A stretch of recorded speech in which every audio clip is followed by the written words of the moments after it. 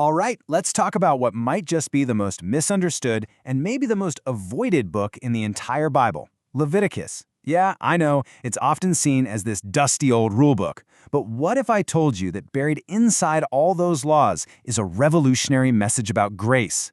Let's dig in and see if we can find it together. So be honest for a second.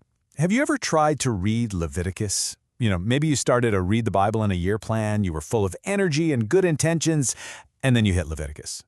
If that's you, you are definitely not alone. For so many of us, it feels like this impossible maze of confusing rituals, really strange laws, and super detailed sacrifices. It's just so easy to get lost in the weeds and, well, give up. But what if there is a map? We've just been trying to read it the wrong way. So here's our game plan. First, we'll look at why it feels so difficult. Then, we'll discover the key to unlocking the whole thing. After that, we'll uncover the pillars of grace that it's all built on, walk up this logical stairway of worship, and finally, see how this ancient book echoes in our lives right now. Okay, so let's start with the big problem. Why on earth does this book feel like such an impossible, overwhelming collection of rules? The book of Hebrews actually gives us a massive clue. It says the law is just a shadow of the good things that were coming. Think about that. A shadow isn't the real thing, right? It just points to it. This tells us the rules themselves aren't the point. What they point to is. The sacrifices were never meant to be the final destination. And this, right here, is the big idea for our whole time together. Leviticus isn't really a rule book for how to earn God's favor. It's actually a map for how to navigate a relationship with a God who is already there, already present. The reason it's so confusing is that for centuries, most of us have been holding the map upside down. So, how do we flip the map the right way up? Well, the key is this concept we're going to call reading backwards. Now, this doesn't mean we literally start at chapter 27 and read to chapter 1. It's a shift in our thinking. It means we finally recognize that God always makes the first move. He establishes His presence, His relationship, His terms for meeting before we ever show up with an offering.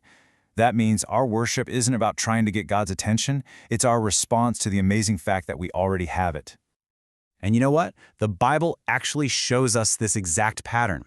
Back in Exodus, when God gives the blueprints for the tabernacle, where does He start? Not with the outer gate or the fence, no. He starts at the very heart of it all, the Holy of Holies, with the Ark of the Covenant, His throne. God builds from His presence outward, and our reading of Leviticus should follow that exact same logic. This right here is where it all clicks. The way we usually read it is totally transactional.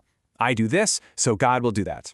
But reading from a place of grace flips that on its head. It becomes, God has already drawn near, so now I get to joyfully respond. See the difference? This one little shift changes everything from a heavy burden to an incredible gift.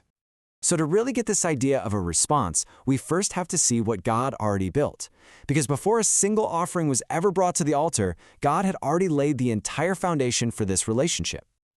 The best way to think about it is this. Grace is the prologue to the entire book of Leviticus. It's the whole part of the story that happens before chapter 1, verse 1 even begins. Everything we read in the book only makes sense when we remember that God's gracious invitation always comes first.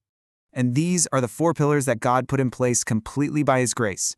First, there was a covenant. He chose them and started the relationship. Second, a place, the tabernacle, a holy space He prepared for them to meet with Him.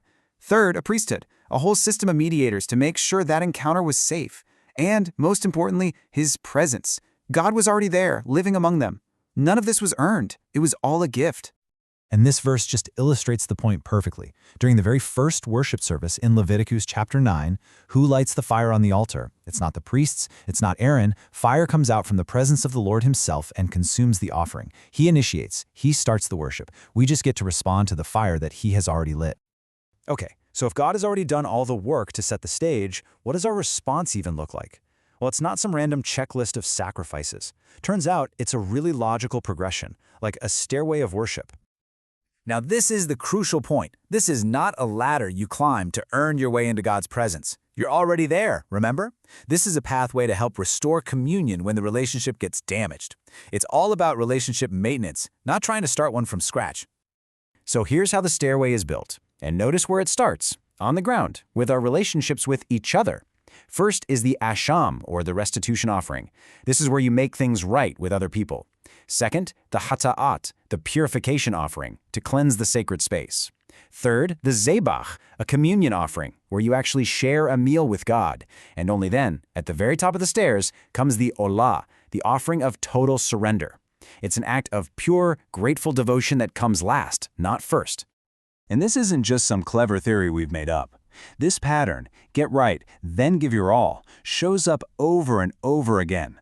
You see it in the ordination of the priests, on the Day of Atonement, in the cleansing of a leper, even in personal vows. The Bible is so consistent on this. First, you restore the relationship, then you offer your devotion.